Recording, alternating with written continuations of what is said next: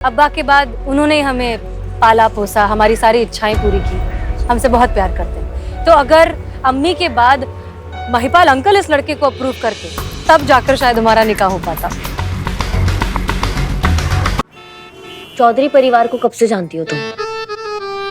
13 साल से। कभी ऐसा कुछ तुम्हें कोई बात उल्टी लगी हो उनकी? हाँ मैडम जी, इनकी शर्ट जब भी धोने जाती हूँ ना हमेशा उल्टी लगती है।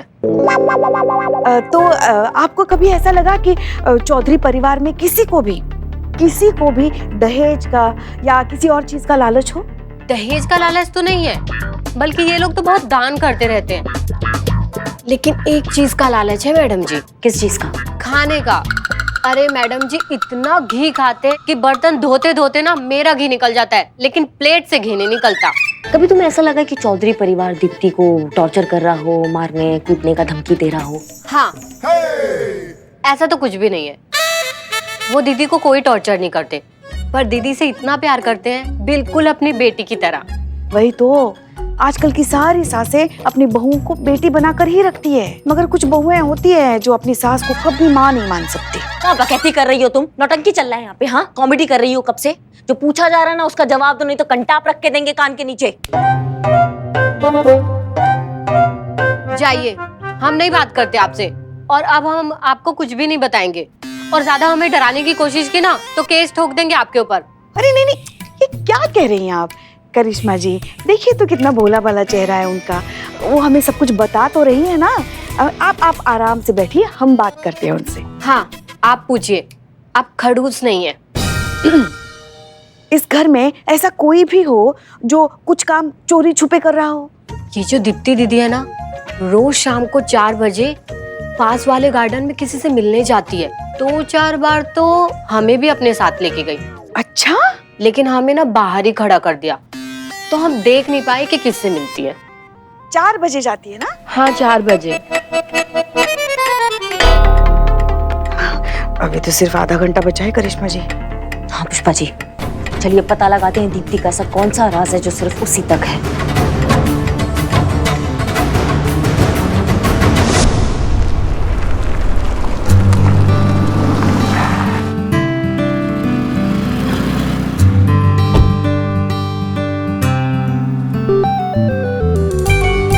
ये गाड़ी को भी अभी खराब होना था। अगर अम्मी के बताए उस लड़के से नहीं मिले तो वो तो बहुत परेशान हो जाएंगी। क्या करें? दूर दूर तक कोई पंचर वाला भी नहीं नजर आ रहा।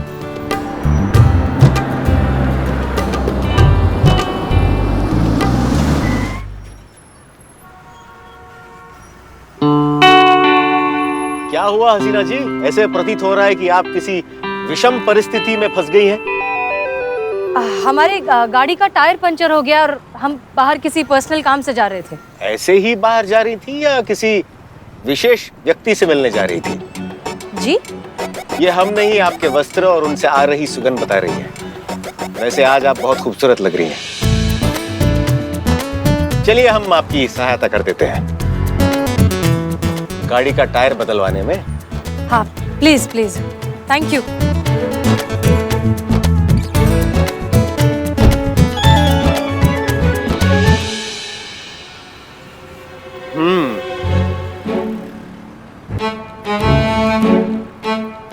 हसीना जी, आप कब तक हमें यूं देखती रहेंगी?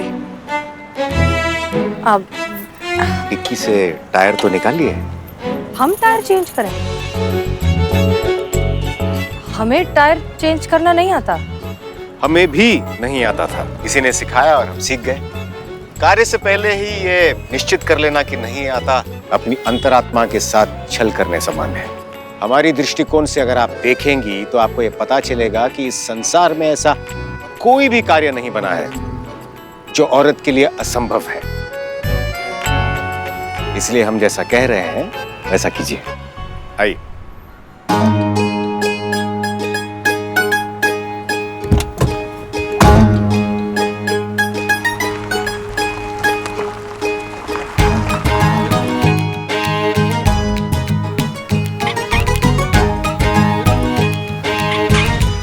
बहुत बढ़िया हसीना जी, बहुत बढ़िया।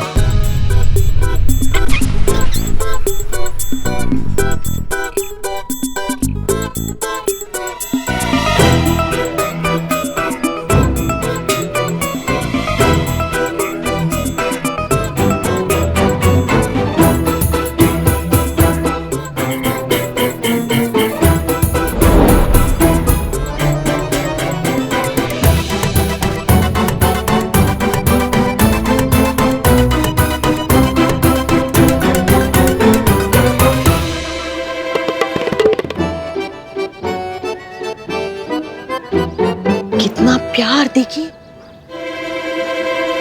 ये थाने में कैसे एक दूसरे पे गालियां बरसा रही थी जैसे बेटी नहीं सौत हो, और अभी देखो कितना प्यार आ रहा है एक दूसरे पे। हाँ कुछ गड़बड़ है, हमको सुनना पड़ेगा पुष्पा जी, हमको सुनना पड़ेगा। आप कुछ करिए, आप जाइए कुछ सुनिए जाके। हम कैसे छुप छुप के जाइए और जाके बातें सुनी जाइए। कहाँ हम छुपेंगे? हाँ जाइए जाइए।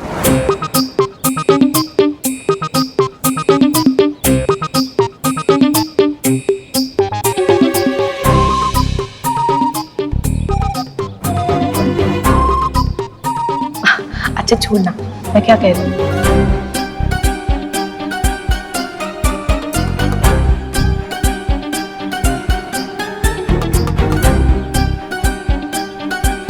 अरे बेटा धूप हो रही है, हम कहीं छाव में जाके बैठे, वहां बैठते उस बेंच पे। चल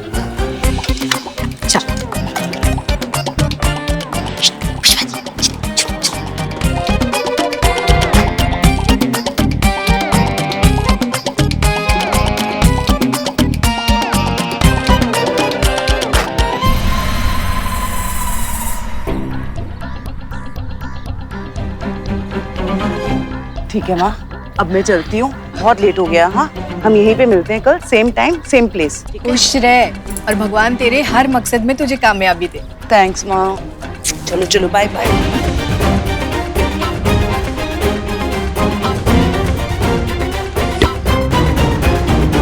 क्या सुना?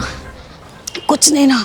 वैसे हमने समझने की बहुत कोशिश की, मगर एक बात जरूर है, ये माँ बेटी जो है ना जरूर कोई खिचड़ी पका रही है, वरना माँ बेटी होकर एक दूसरे से छुप छुप के क्यों मिलते हैं? हाँ यही पता लगाने हम यहाँ आए हैं ना पुष्पा जी। क्या जरूरत था बंदर की तरह 3 बार कूदने का बीच में? सीधा यहाँ की बात नहीं सुन सकती थी आप उनका? आप हमें बंदर कह रही हैं? तो क्या कहे? अरे इतना बड़ा गमला उठा के भाग के तो देखिए। हाँ आपकी कमर जवाब दे जाएगी। हाँ हमें ही करना चाहिए था, ये सब कबाड़ा कर दिया आपने। समझ में नहीं आ रहा है माँ बेटी के बीच में चल का रहा है। दुनिया के सामने एक दूसरे के बाल नोचती है और अकेले में इतना प्यार दिखाती है।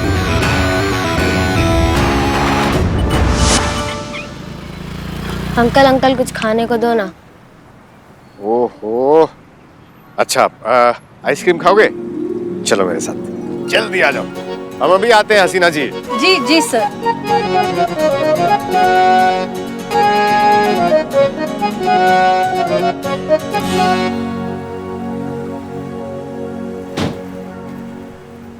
बेटा 2 आइसक्रीम देना बच्चों को। बेटा आपका नाम क्या है?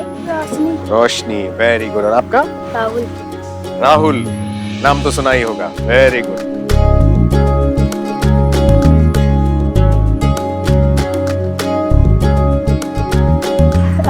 लग गया टाइम, हो गया।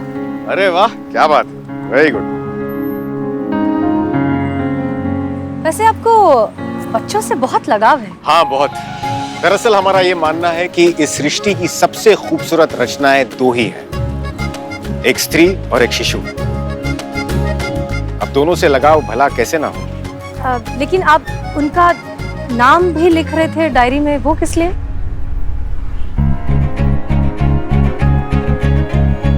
क्या बात है हसीना जी, मानना पड़ेगा, काफी नजर रखती हैं आप हम पर। बताते हैं, लेकिन ध्यान रहे कि ये बात सिर्फ हमारे बीच रहनी चाहिए। हमने उन बच्चों के नाम इसलिए नोट किए ताकि हम उनका दाखिला एक उच्च विद्यालय में करवा के उन्हें अच्छी शिक्षा दे सके। लेकिन अफसोस अभी तक केवल 30 ही बच्चों की मदद कर पाने में सफल हुए हैं। लेकिन आशा करते हैं कि और ज्यादा बच्चों का भविष्य संवार सके।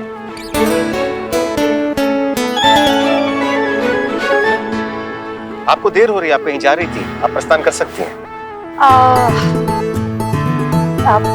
प्लान चेंज, अब हमें वहां नहीं जाना।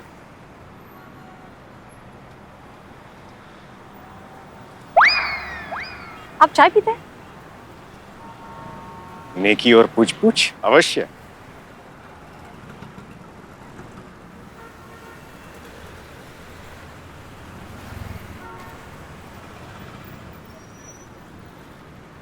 आशा करते हैं कि टायर ठीक से लग गया होगा। हाँ सीख गए हम एक ही बार में। अभी आप अपने बाल खोल सकती हैं। वैसे आप खुले बालों में अच्छी लगती हैं।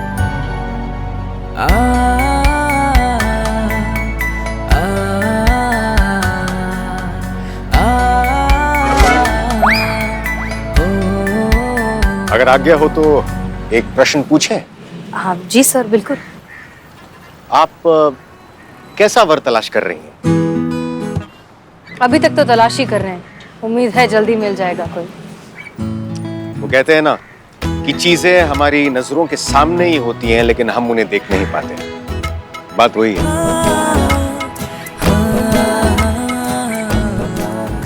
आखिर चल का रहा है अनु भैया और मैडम सर के बीच में? इसके जड़ तक तो ना हमको जाना ही होगा, इससे पहले कुछ गड़बड़ हो जाए।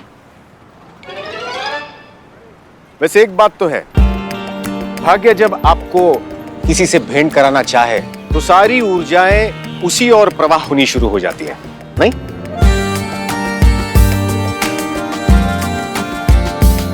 Translate please. हमारे भाग्य में आपके साथ यहां बैठकर चाय की चुस्कियां लेना लिखा था, करेक्ट?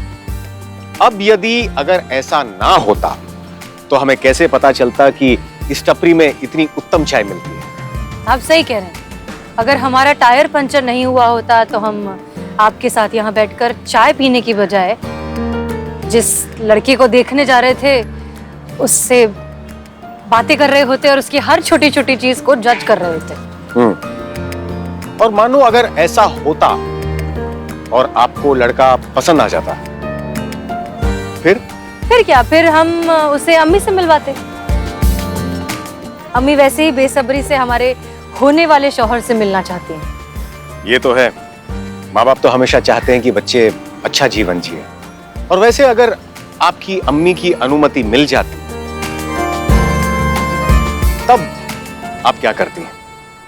अम्मी के बाद आता दूसरा और सबसे अहम पड़ाव, हमारे अंकल। ठीक है, हमारा डीएनए सेम नहीं है लेकिन दिल का रिश्ता बहुत ज्यादा गहरा है। अच्छा, कौन है ये साहिब? महिपाल सिंह हमारे अंकल हैं। अब्बा के बाद उन्होंने ही हमें पाला पोसा, हमारी सारी इच्छाएं पूरी की, हमसे बहुत प्यार करते हैं। तो अगर अम्मी के बाद महिपाल अंकल इस लड़के को अप्रूव करते तब जाकर शायद हमारा निकाह हो पाता। अम्मा ये क्या बवाल मत। और भी दिलचस्प कहानी देखने के लिए हमारे चैनल को सब्सक्राइब करें और बेल आइकॉन दबाना न भूलें।